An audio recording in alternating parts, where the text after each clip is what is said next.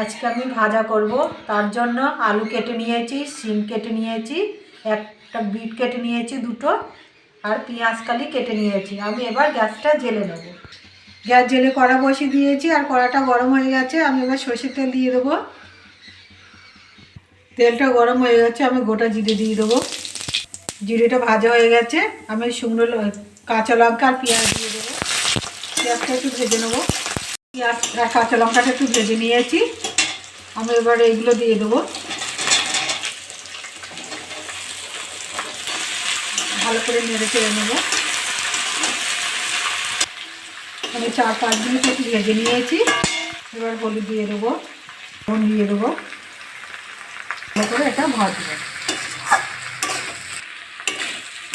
ভাজাটা আমার সিদ্ধ হয়ে গেছে, আলু সিম টিম সব সিদ্ধ হয়ে গেছে।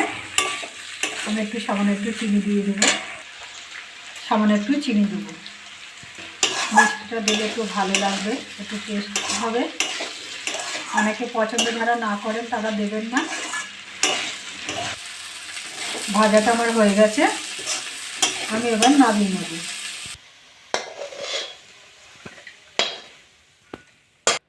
দেখুন কি সুন্দর হয়েছে। এরকম করে বাড়িতে রান্না করে খাবেন। খেয়ে ভালো লাগলে আমার চ্যানেলটিকে লাইক করবেন, শেয়ার করবেন, কমেন্ট করবেন, সাবস্ক্রাইব করবেন। ধন্যবাদ।